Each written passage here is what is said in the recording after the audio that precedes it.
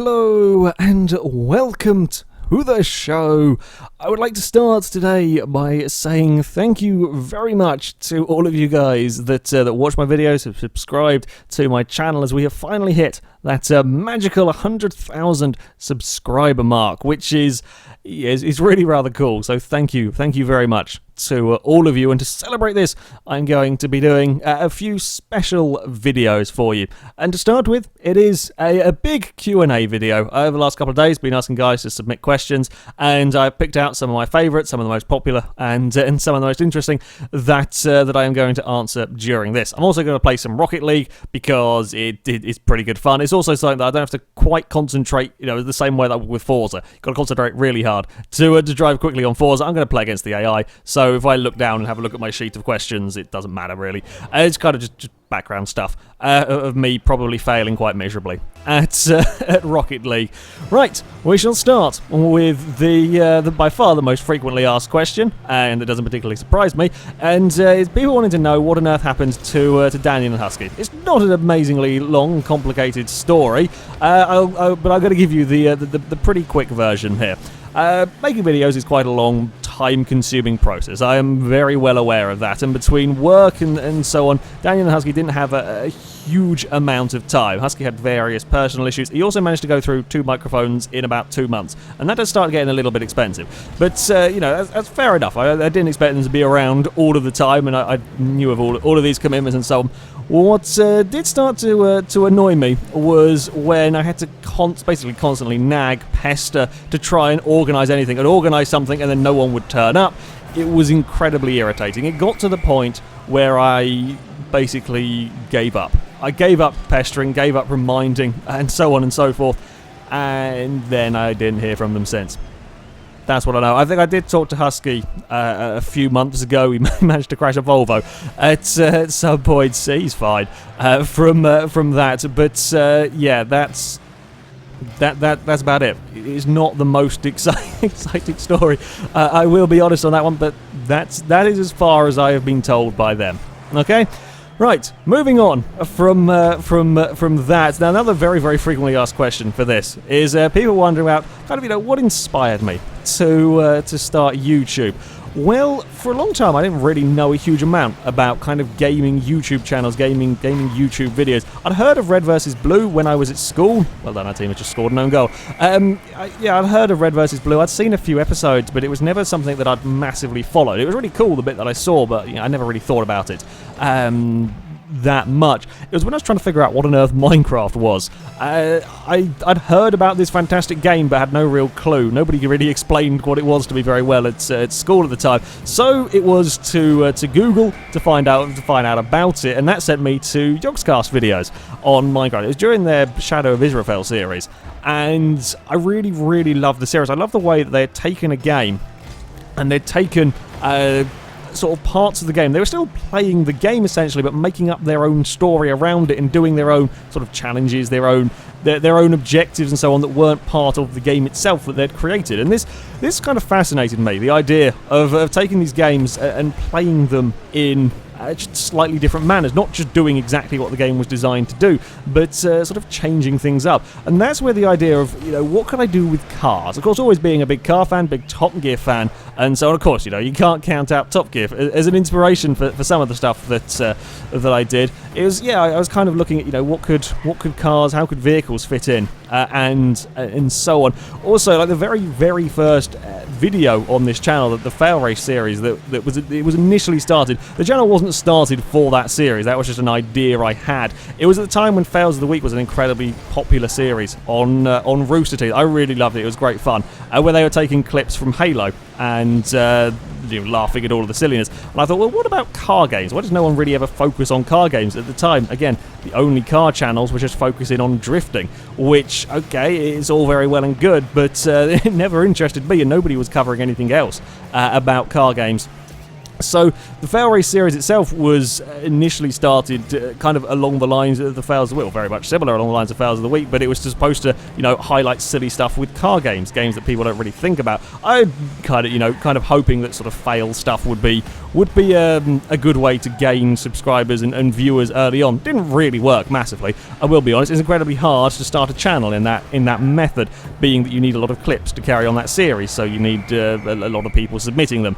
It didn't work, but as the first few videos, that's where that idea came from. And then it gradually, it came that the challenges, using car games in different ways and so on and so forth. So yeah, it was really mostly Yogscast that inspired me, and it was just taking car games and making car games, do stuff that people don't really think. I mean, the most important thing to me, certainly, with this channel is taking these car games and just being creative with them. Do challenges. I mean, let's take the Gurkha racing. That was one of my favorite things we've done of late. It's very easy to take a Gurkha and go crash into things. It's incredibly easy to take a Gurkha because, let's face it, that's what it's designed to do. It's designed to take hits. It's not particularly easy, and most people wouldn't necessarily think, let's get a field of 20 of them and go racing. To me, that's the most important thing about the FailRace channel is it's essentially doing stupid stuff sensibly.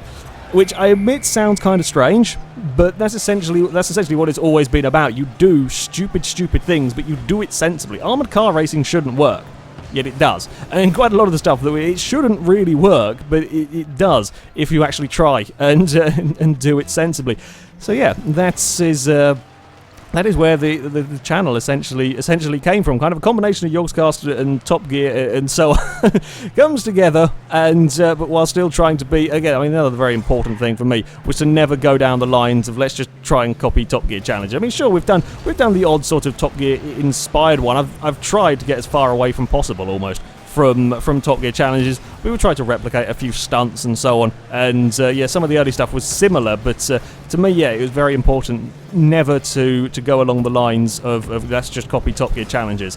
I'll never use the Top Gear name in something, because I'm not going to lie to the audience. That's one of the things that really pisses me off about YouTube is when people are just lying to the audience to try and gain views. I'm never going to do that, and it was never, certainly when starting the channel, even when you're trying to get that easy early views, early subscribers. I refuse to go down the clickbait line. I still will with all of that stuff. Whoopsie, we're getting absolutely mullered over here.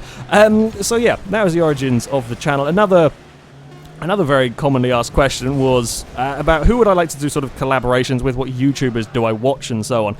Well, I don't have a huge amount of time to watch that much YouTube stuff. If you ask me who would I want to do collaborations with, I'd love to work with the likes of Yogscast. One of the other YouTubers, I watch an awful lot of NerdCube. I think NerdCube is a fantastic YouTuber. I don't always agree with some of his opinions. Incredibly opinionated person. Don't always agree on them, but I think he's a really good YouTuber. I'd love to work with him. As much as I like the Rooster Teeth / Let's Play / whatever divisions they're broken up into now, I'm not sure that I would particularly work very well with them. My style is somewhat different to their videos. So yeah, as a collaboration, I'm not sure that one there would particularly work, but yeah, I do. I do quite like watching their stuff. Just wouldn't really work for me. I mean, the other stuff that I watch on YouTube, kind of the occasional racing stuff, NASCAR. I watch a lot of NASCAR on YouTube since they're very useful putting that up there. But kind of gaming wise, yeah, I mean that's about it. There's loads of different Yogscast channels, Shin, Sips, Duncan, all of them lot. I watch pretty much all of their stuff, Hat Films and so on.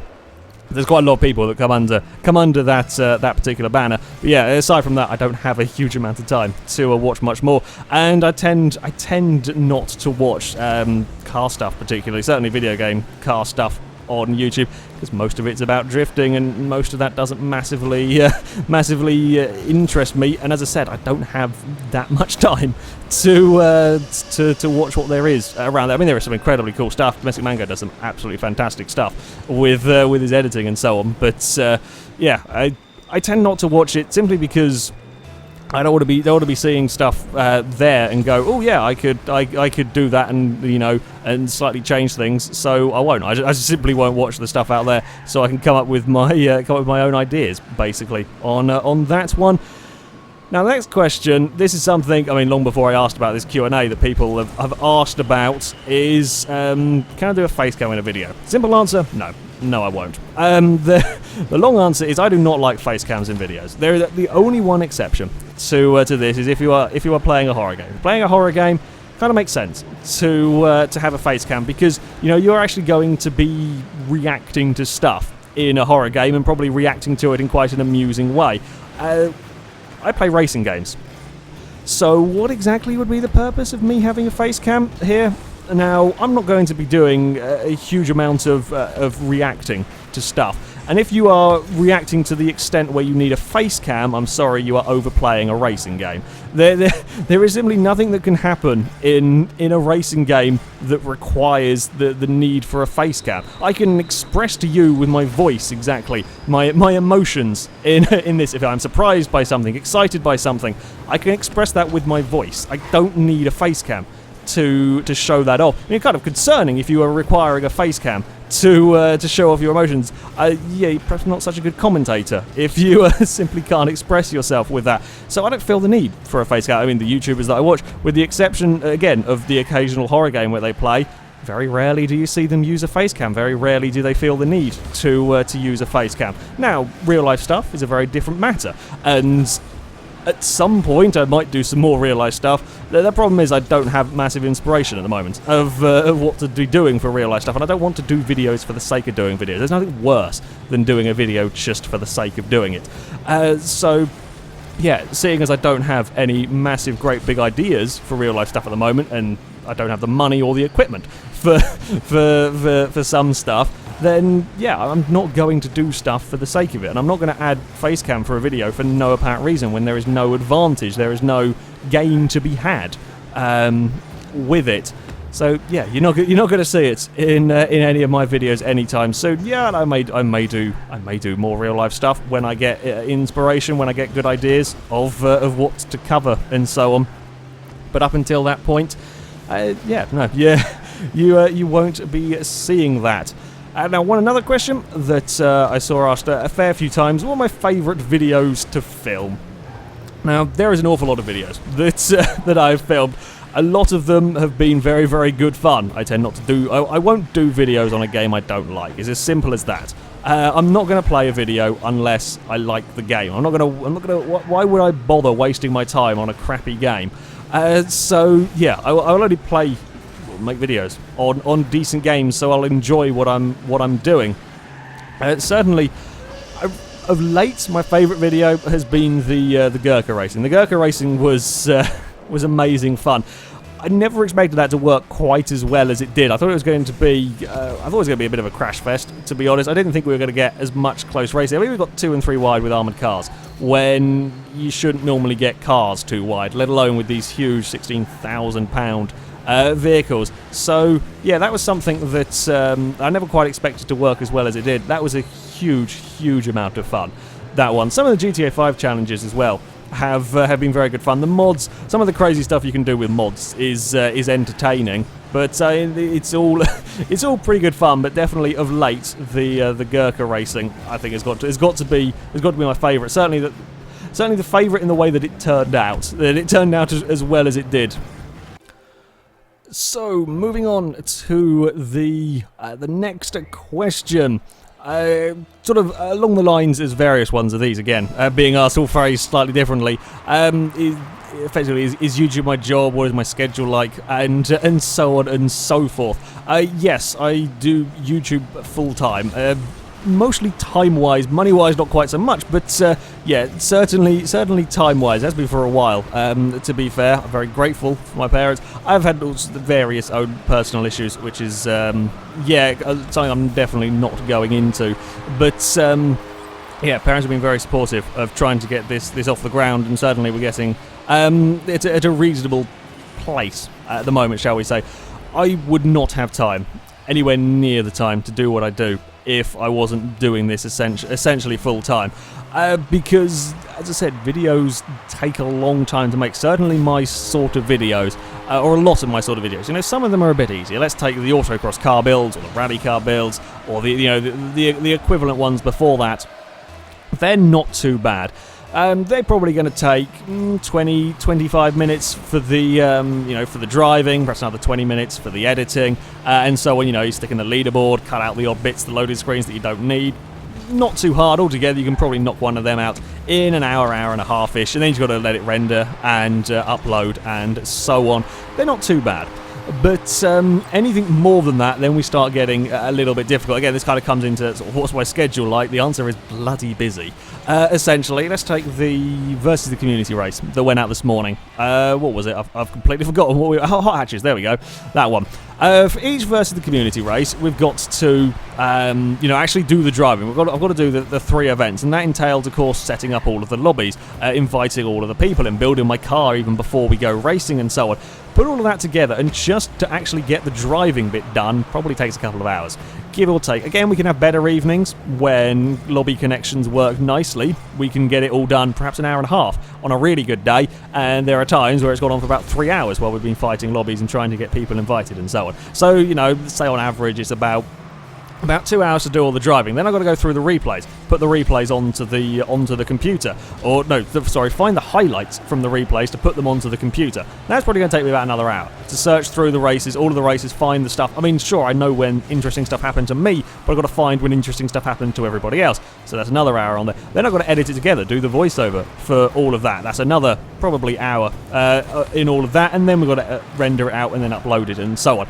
All in all, that video probably takes about 4 hours to make. Again, on a good day, maybe it'll get a little bit quicker. On a bad day, it could be up to 5 hours to make that one. You may ask, why don't I record that one live? Because it would be crap. If I recorded versus the community live, you would see my point of view and my point of view only, which is fine if I'm at the front with a really fantastic battle, but even then, you'll miss out on what's going on further back, so I'm not going to record that live. Any video, or a lot of videos in that style, I'm never going to record them live, because you'll miss out on what's going on everywhere else. You'd only see what I see.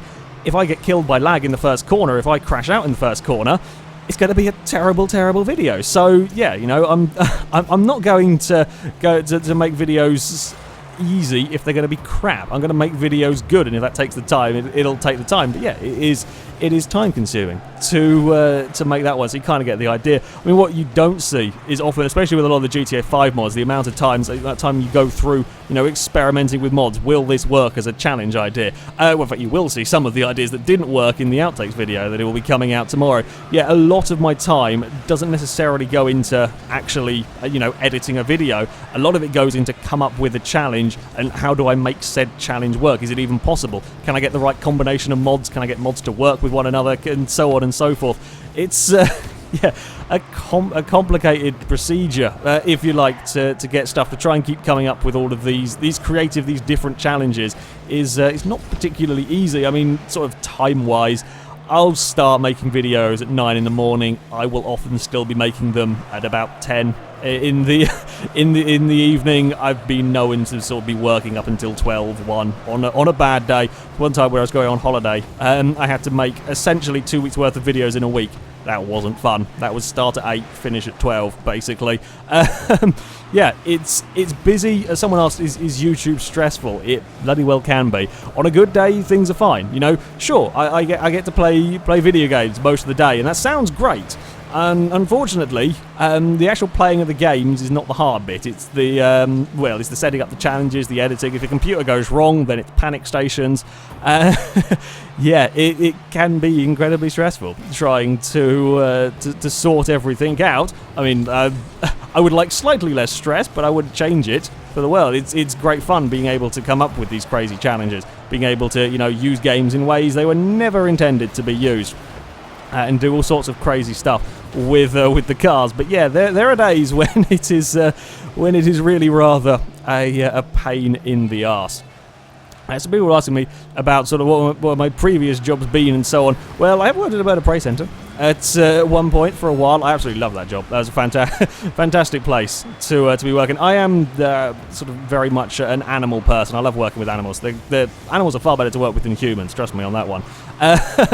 Animals are fantastic things. Yeah, training birds of prey is absolutely awesome. I saw somebody ask me about sort of what would be my ideal job outside of YouTube.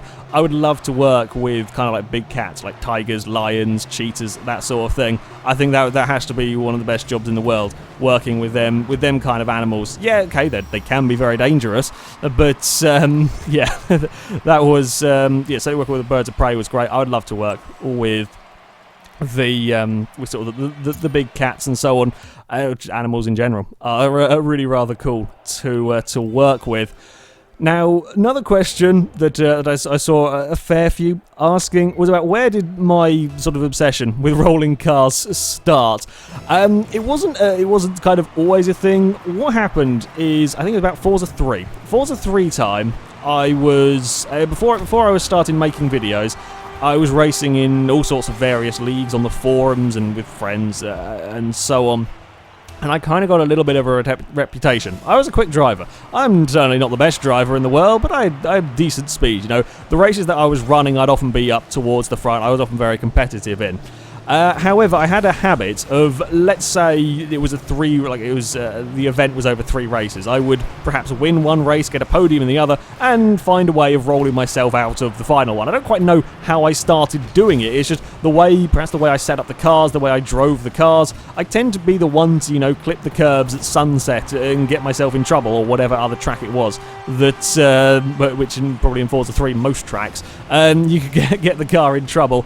Yeah, I just happened to have that as a thing that started, and yeah, I came up with the idea of this series, trying to roll cars after I'd rolled out of all sorts of various races. I mean, I rolled Corsas and Clios, and I think I rolled a V8 supercar at one as well. And I just, you know, I'd kind of fallen out of a few races with rolling, so I thought it'd be a funny idea to see what cars I could actually roll. It turns out pretty much all of them. And then it's just, you know, just kind of grow on from there. The Jelly car was never our idea. That was a challenge car that was submitted to us that... yeah, that we liked the way that it drove with the falling over, and then just gradually grew from there as we got sillier and sillier with the setup until we have, you know, like the Lancias that we do now that roll over at 12 miles an hour. Was it 14, I think, with them cars. So yeah, it just basically started off as my tendency to crash out of races by pushing it a little too hard across the curbs, and yeah, that's where the rolling started from, essentially. Sort of along the lines of the rolling thing. Why do I have the paint job that I do? The orange and the black stripes and the number. I'm always running with the number 21. Okay, the paint job. Paint job started, it wasn't actually a thing before FailRace. I like the colour combination of orange-black. I always like that. It's a colour combination. It's really quite cool, I thought. It was just something a little bit different. It's distinctive. It stands out in a race. But this particular with the black stripes, I wanted a colour certainly for like the versus the community videos, and when we were back doing setup challenges, I wanted a colour sort of that was easily recognisable as my car. So I wanted to use an orange and black car. The thing is, as I knew I was going to be building this car for a lot of events, I didn't want to do a too complicated a design. I wanted a design that I could easily replicate. You know, it took about 5 minutes to put this paint job on a car, and that's useful for me if I'm running a bit late, I forget to build a car for versus the community, and I just need to put a quick paint job on it. If I can whack this one on in 5 minutes, that's very, very useful. So that's how this one started. The actual design was kind of inspired by, I don't know if anyone's going to remember this, and I'm not sure I'm going to be able to find a picture of it. I might have to go find Dirt 2 somewhere. The actual kind of car itself was loosely based on a super dry Pontiac Solstice that was on Dirt 2. It was orange with white stripes, and I really quite liked the car. Okay, it's not quite orange and black, but I liked the car, and that's where the idea of the stripes with the orange and black came from. Essentially, I just changed the cars a little bit, and of course, you know, the sponsor decals and so on. That's why I have an orange and black striped car. The number itself is just a lucky number that I've had for a while. It started, God knows when, back in primary school. You know when you're learning your times table in primary school. Some of you may remember back then. Yeah, for whatever reason, I could never remember 7 times 3. Why? I don't know. It was just one of those ones that I would always keep getting wrong. And when I eventually kind of remembered it and learnt it, that was kind of when it started. 21 started being my lucky number. Pretty much, that's it. And I've just stuck with it ever since. I mean, you're going to need a racing number for something. Why not use that one? That's what I thought. So yeah, that's why I use the number 21 on all of my cars. I think that's covered the most of the sort of FailRace YouTube-y part of things. Onto racing games themselves. I've been asked all sorts of questions about racing games. One of them, what are my top 5 racing games? This one I actually had a good solid think about, because there are a lot of very, very good racing games for me to choose from. I think I came up with my answer. I may well end up changing it, but anyway, I'm going to go with this one for now. Okay, it may get changed, but my top 5 racing games are PGR4. PGR4 is one of 2 games that I would consider perfect. PGR4 is an outstanding game. It has pretty much everything you could ever want from a driving game.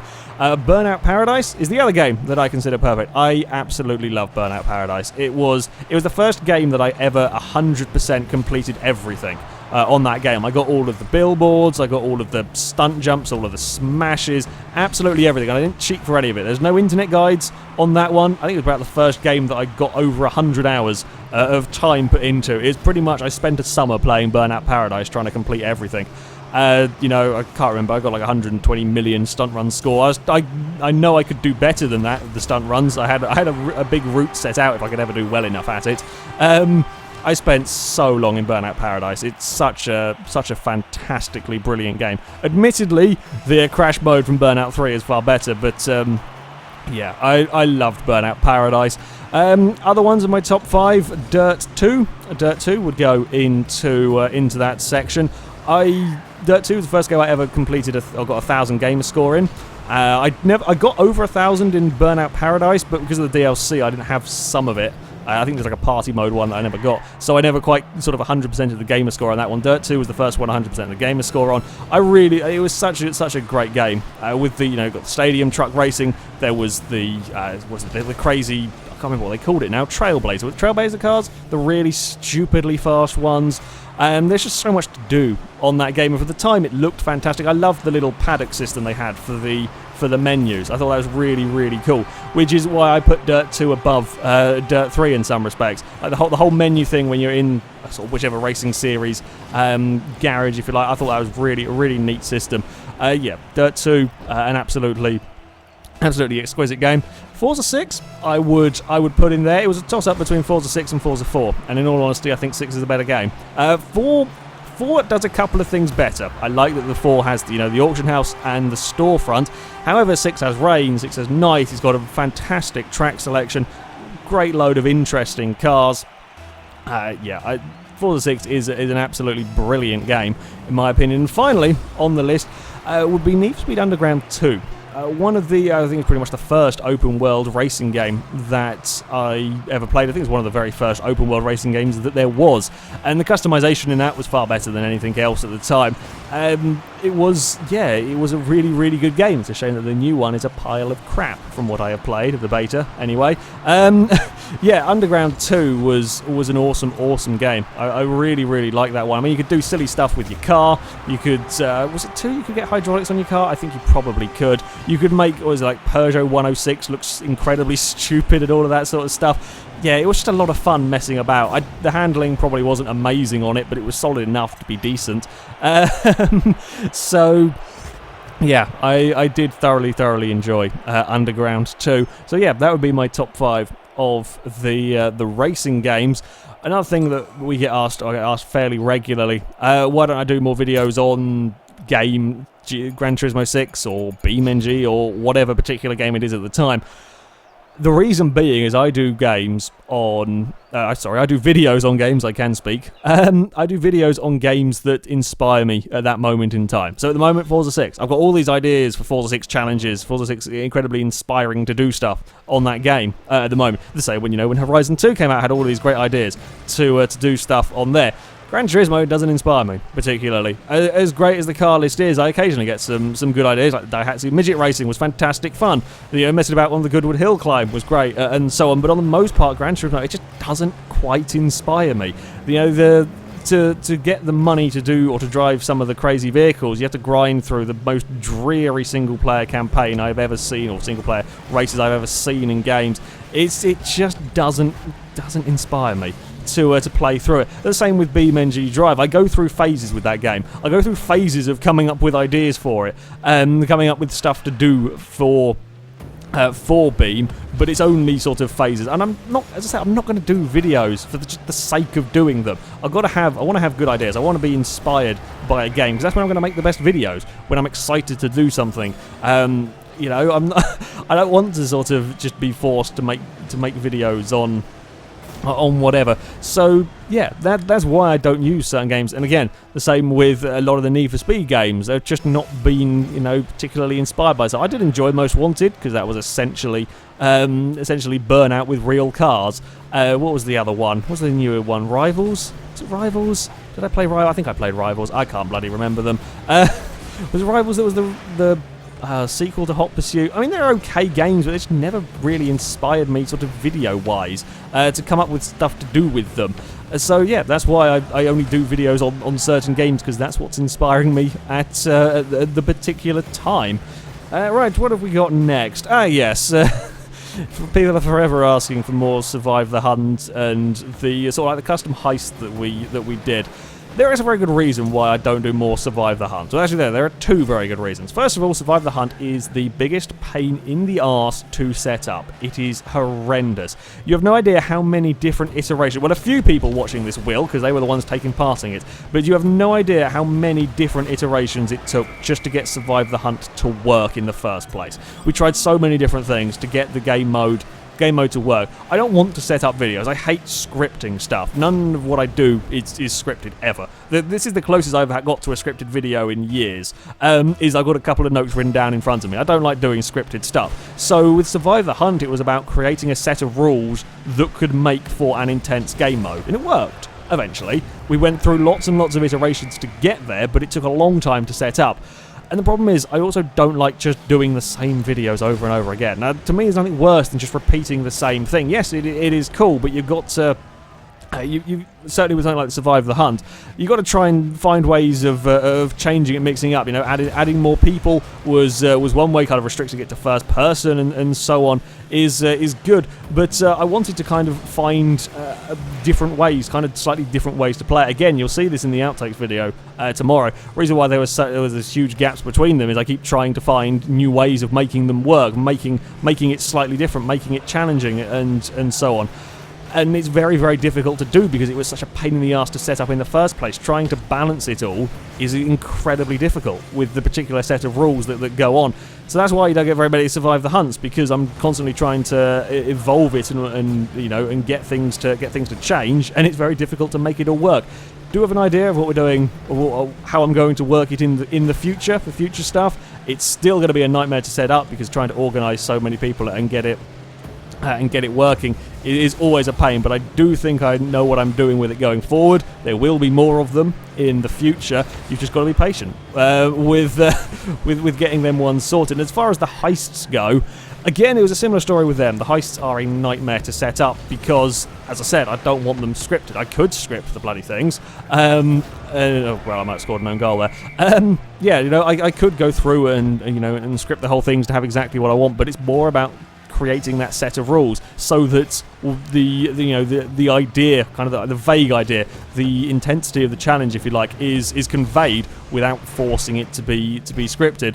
And they were a pain in the arse to make it balancing. Again, it's doing the balancing act between the teams, making it a fair contest. And also, one of the other things I tended to find is that certainly with the likes of Survive the Hunt and the Heist, if I failed them as the commentator effectively, it was not a satisfactory end. It was very rare, at least, that a failure was a satisfactory end, because perhaps you'd fail in the first couple of minutes, and you got all of this prep work and so on, and then it's instantly over. It doesn't really, you know, come across as a decent video, almost. So it's coming up with a set of rules that not only work for the challenge and make it exciting, make it tense, but also make it acceptable if you fail, and not make it just a terrible waste of time.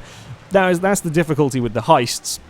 And also having less people to work with on my side, if you like, is decidedly difficult for that. As the heists are, again, quite complicated, tend to require a lot of people on both sides of it for it to really work, for it to be really able to be balanced. So yeah, I don't know. I'd kind of like to, but it's trying to find a rule set that I'm happy with, finding a balance that I'm happy with to go forward. And I haven't quite yet. I wouldn't rule it out, but Certainly unlikely for the heist, or for a while anyway. Yeah, it may happen in the future if I can come up with a way. I am happy for it working, but I haven't yet. I'm not going to say I won't, but yeah, certainly haven't got that one down yet. Now, I've seen various questions about, would I do videos other than racing games on here? The chances are not particularly. This channel is about racing. That's where it started. It was about showing off racing games, about, doing different things with racing games that other people simply weren't doing. And that's what I intend to keep it about. I'm not going to change. I'm not going to, go down the lines of, oh, now I've suddenly got all of these subscribers. Let's go start making, clickbait videos. Let's go start making all sorts of random crap. No, people are here because they want to watch car stuff. Okay, you're not here to, if you are here, you are wanting to watch car stuff. It is as simple as that. I may throw in, the odd, slightly different thing here and there when it, again, when it captures my inspiration. Maybe I'll have a go with stuff, but it's likely to be vehicle related, certainly, if it's not cars, planes, helicopters, boats, you name it. And, yeah, I'm sure I'll come up with some stuff to do with them. Kind of GTA 5 is not really all about cars. I tend to make it about the vehicles themselves, but there's I've done some slight different stuff with that. But yeah, on the most part, we're going to focus on cars. Of course we are.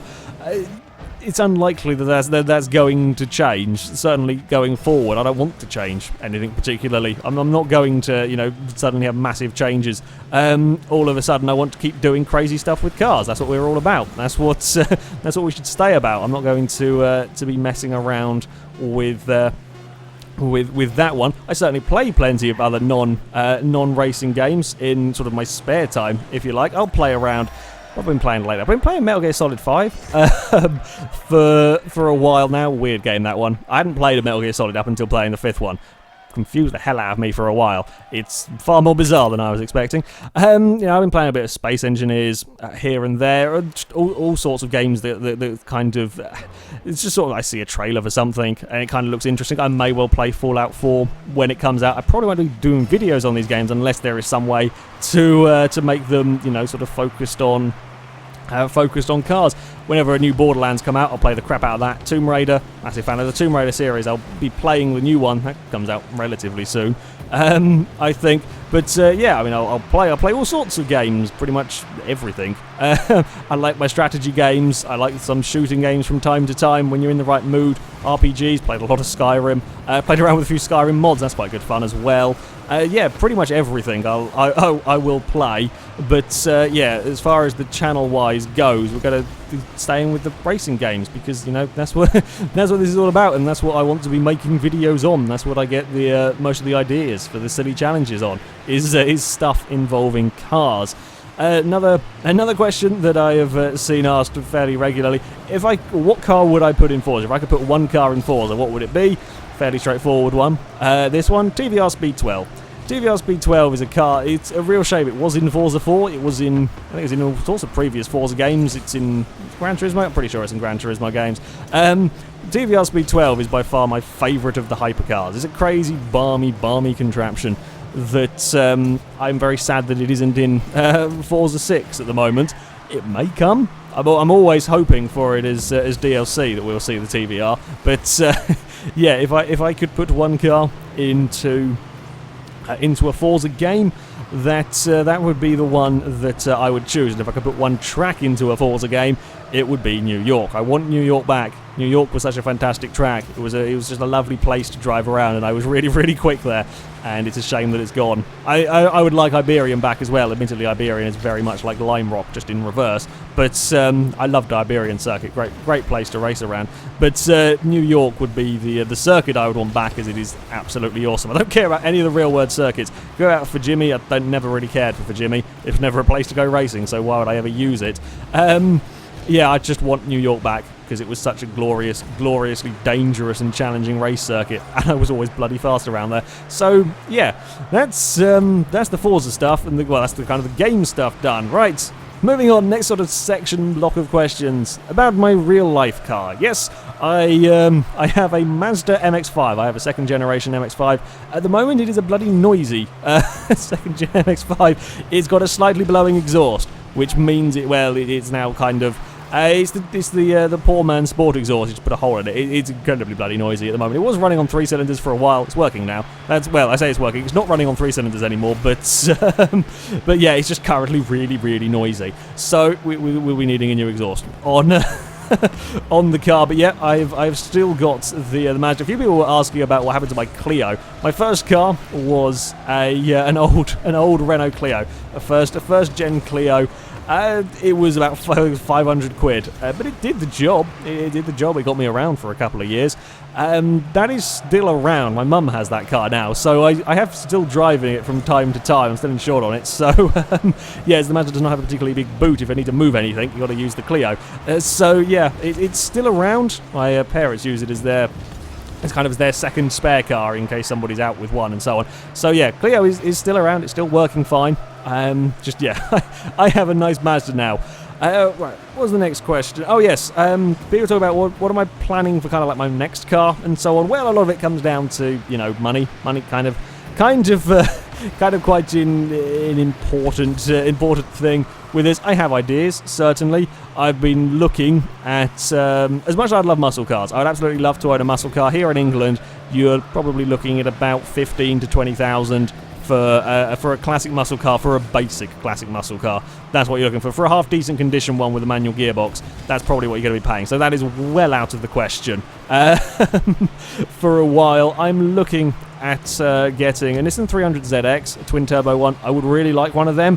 However, they are going up in price quite quickly. They are not cheap cars. Well, they were relatively cheap cars when I started looking, but they're now just getting more and more expensive. So I may get one of them if I have the money at the time. Mitsubishi GTO is quite a likely possible, as you can still get a twin-turbo sort of V6 one of them. They're not too bad on price. They probably, by the time I come to be, you know, in a position to buy one, knowing my luck, they will have shot up in price. However, at the moment they are certainly cheaper than the Nissans.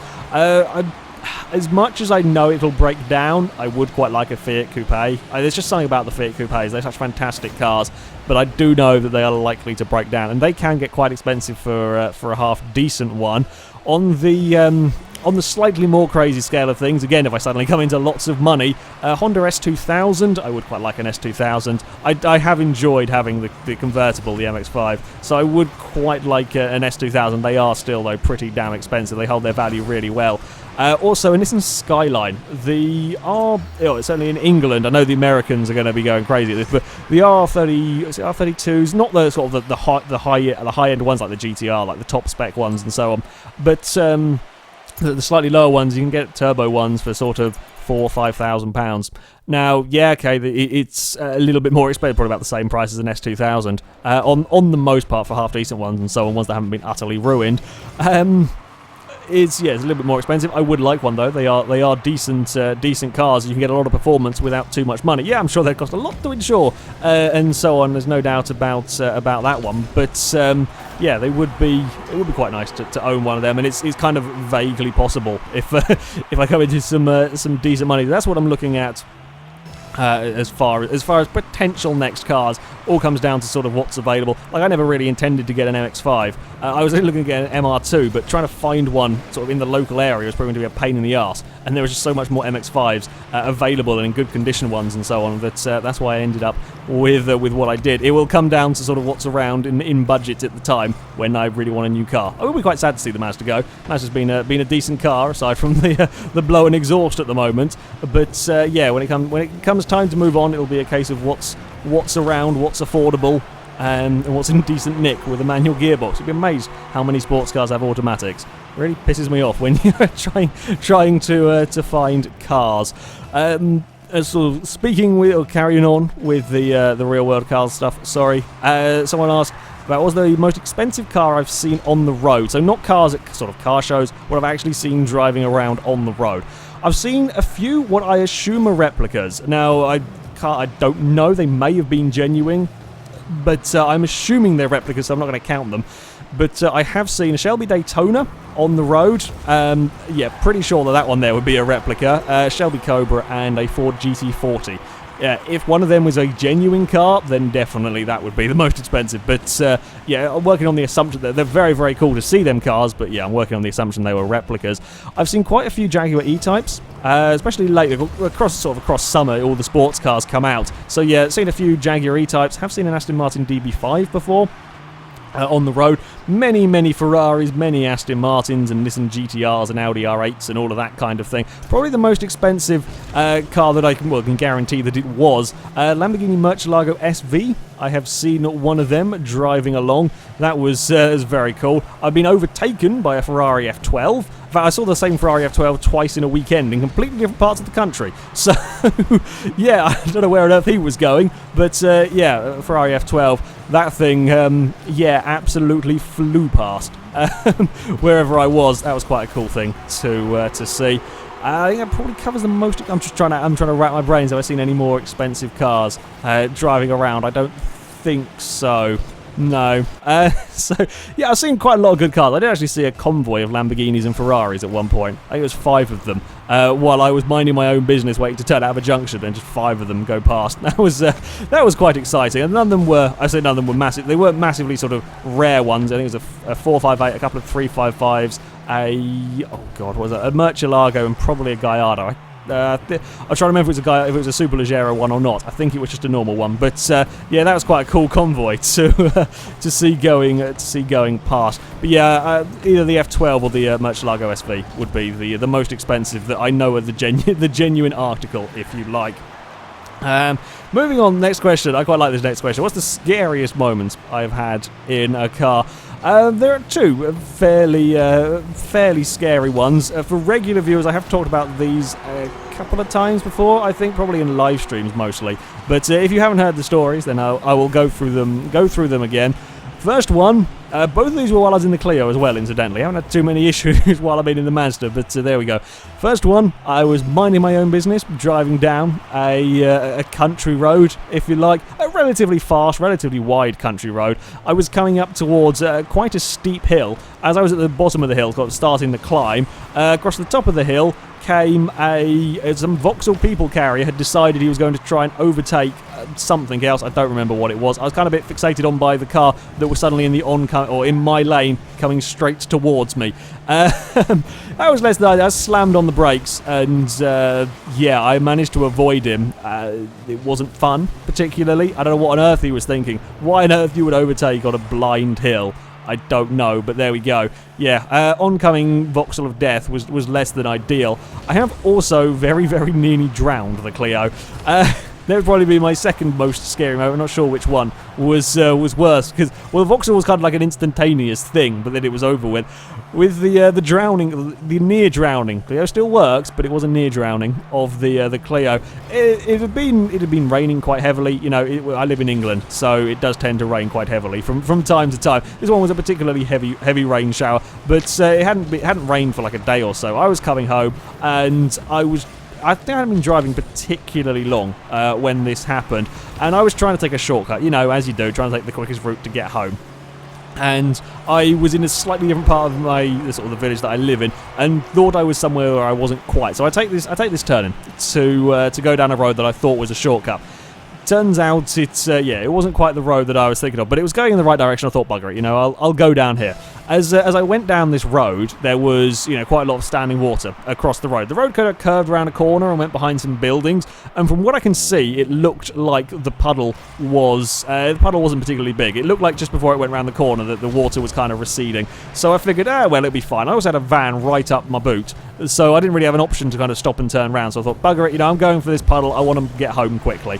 It wasn't a good decision. I will tell you that much now. Okay, if you see the road curve around a corner, you don't know how sort of large the puddle is, don't bloody do it. It was a stupid thing. But incidentally, the van that was right behind me promptly chickened out and stopped. So I could have stopped it if I'd wanted to. But yeah, I'd committed to going into this puddle, and I was thinking it was going to be okay because the bit that it started by wasn't too deep. And then I went around this corner, and the puddle kind of became a river. It was just constant all the way down this road. It was just solid water. And the problem is, once you've got into that situation, I have no other choice other than to carry on. You are committed to the stupid decision that I have made, so I had to keep going forwards. And this road continued to snake its way down through kind of, or sort of between buildings, continued to snake its way down for a good 400-600 meters of being, you know, it was, the water was over the curb. After I got round the corner, it got a fair bit deeper, so the water was well over the curb, and I was in there with no other choice but to keep going forwards.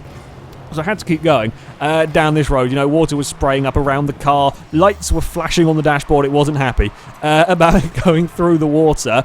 I survived. I made it all the way through the puddle, got to the other end, and the road was a dead end. And I had to turn around and do it all over again. So, yeah.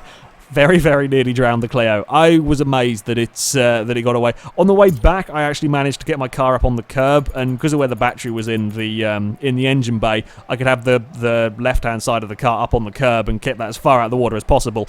And I think that's the side the exhaust was on as well, so it was much safer on the way back. But that was not my proudest moment of driving. You definitely don't go and play with puddles. That could have ended a lot worse. I was amazed when I got to the end of the, well, I call it a puddle. When I got to the end of the river, I really thought the car was going to conk out. I thought it was going to conk out halfway down. But no, the Clio made it. It was just a rather tense time driving the car down there. Yeah, it was a little bit close. I also managed to lock up my brakes at one point in the snow, nearly ended up in the back of a Land Rover. I did stop it in time, fortunately, but yeah, that was, again, hadn't been driving particularly long for my first time driving in the snow. And I did amazingly well up until a nasty roundabout, and yeah, nearly got that one wrong, but, you know, I've never been involved in a car crash so far, fingers crossed, that doesn't change, but yeah, that was probably one of the closest I came. It wasn't going to be a particularly high-speed shunt, that one, nowhere near like the Vauxhall Death, but yeah, that was not the funnest time either, but I got away with it. So yeah, tis all good. Yeah, that pretty much sums up my scary experiences of driving of IRL cars, if you like. Now, another very common question regarding real life stuff: what is my favourite car? I've gone through this plenty of times before. Shelby Daytona, for those of you that are unaware, the Shelby Daytona would be my favourite car. There's no point trying to make me do a top 10 list of cars because it'll chop and change. There's so many cars that I like. You know, F40, Shelby Cobra, Dodge Charger, you know, Lotus Carlton. I could go on and on. There's loads of very, very, very good cars. TVR Speed 12. You kind of get the idea. But the top of the of my favourite car tree, if you like, the one car that if I could have one car, of course, money being no object, because let's face it, chances of getting a Daytona very, very slim. Yeah, it would be the Daytona, and kind of the vaguely affordable cars that may be possible to own one day, be a Dodge Viper of some description or a Lotus Carlton, as yeah, they are slightly more attainable. I mean, the Carltons are still 40 odd grand, but yeah, they're them kind of cars are kind of the attainable dream cars, while the Daytona is sort of the ultimate one. Right, what have we got next? A favourite motorsport. I got all sorts of various questions, all slightly differently phrased and so on. What is my favourite motorsport? It would be V8 supercars. V8 supercars is, yeah, in my opinion, the greatest kind of category of motorsport there is, because there are a huge number of cars on the grid, and the grid is often separated by very small margins. And while at the moment the Fords are doing pretty damn well, you know, all sorts of different teams and drivers stand a chance of winning. Whereas, you know, you look at something like Formula 1, yes, you know, you can have great races in Formula 1.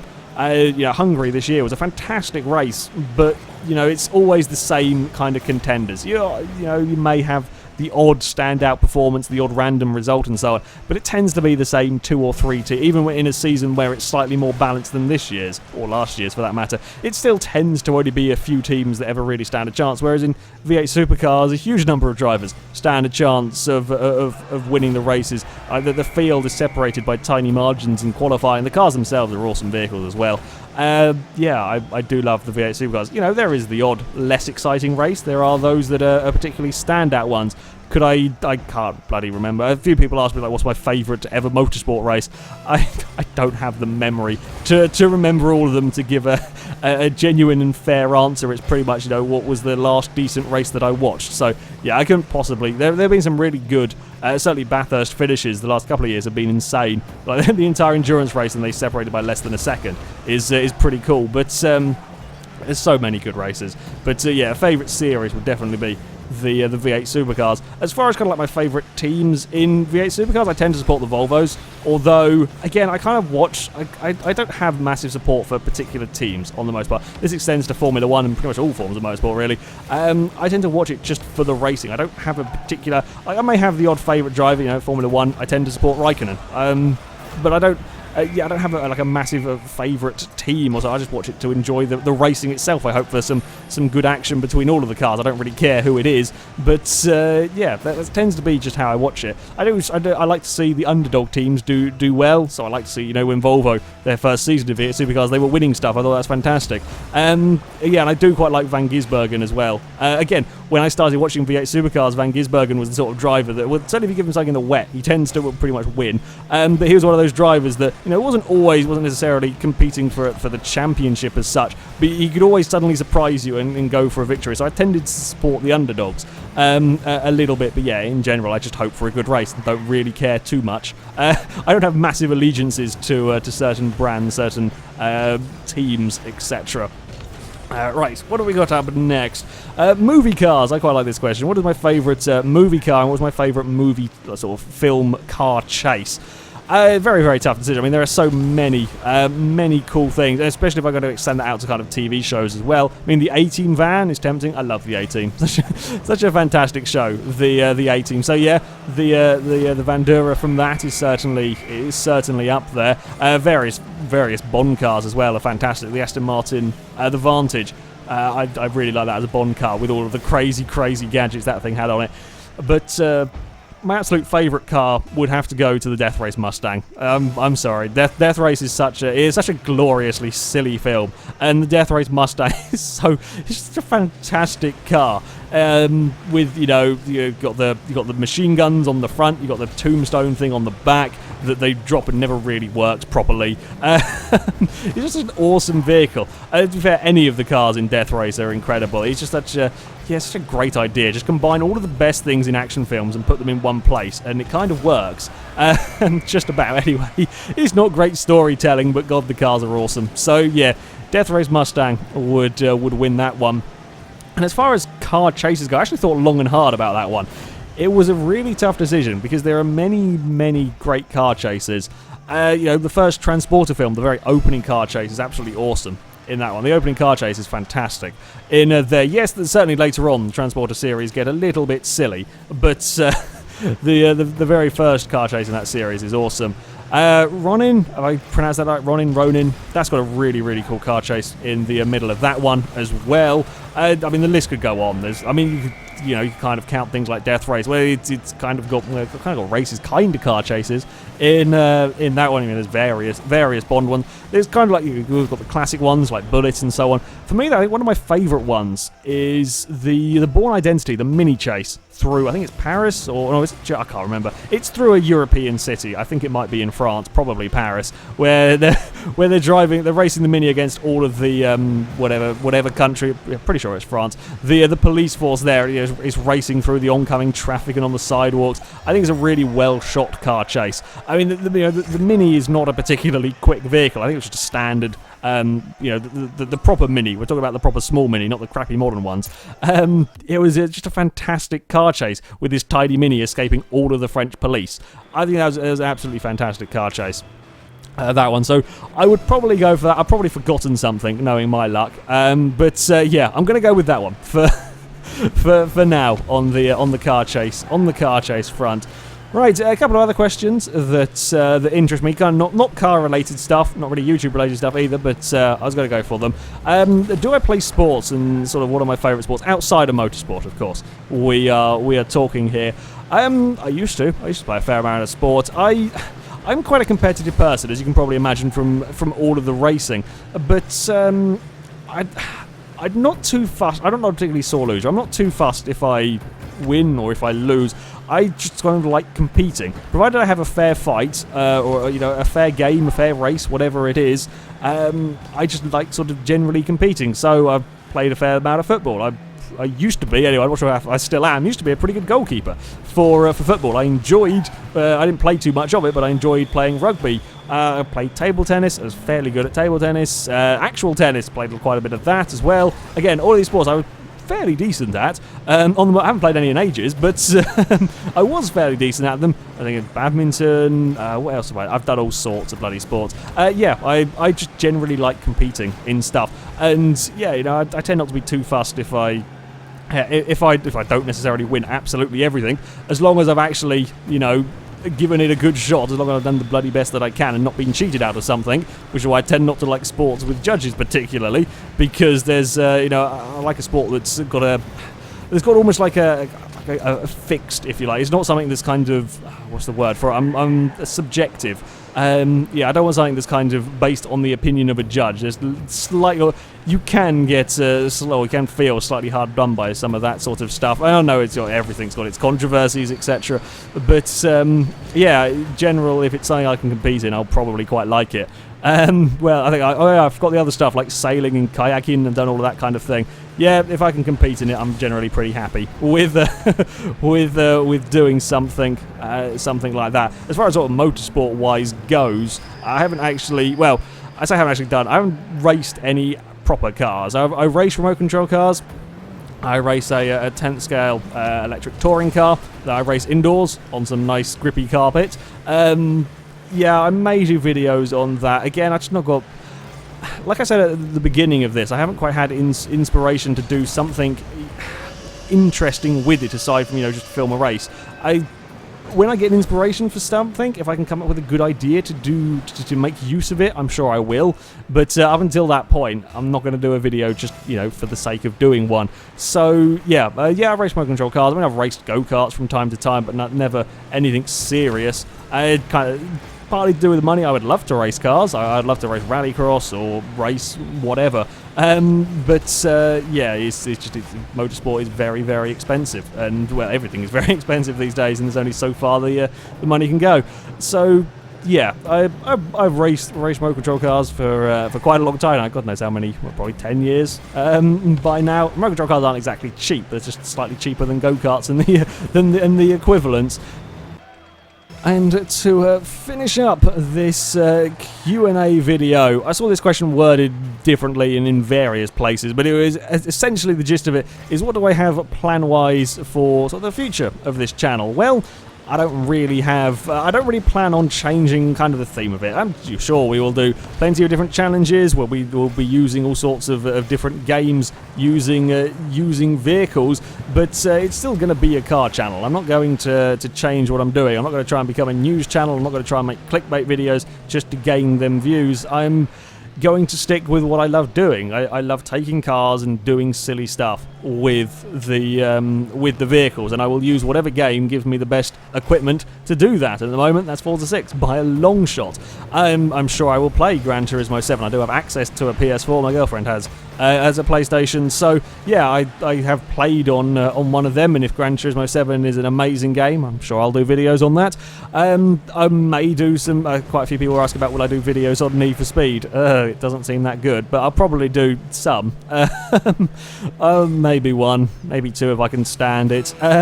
Yeah, I may do videos on stuff. Basically, if it involves cars and involves silliness, yeah, I'll be there. I'm not planning on having any big changes. I'm not going to descend into making 3-minute clickbait videos. That's what I'm not about that. Never have been, and I downright refuse to be. So yeah, it'll stay with the cars and with the silliness. I would quite like to get into live streaming more. I keep saying I want to.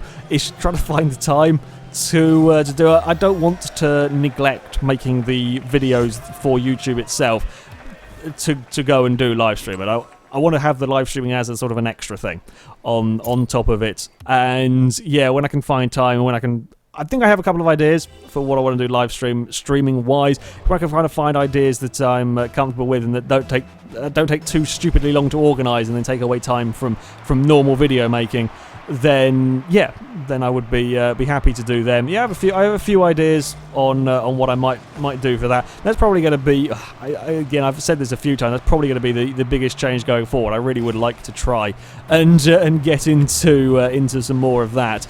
But yeah, finding all of the time is the difficult thing with that.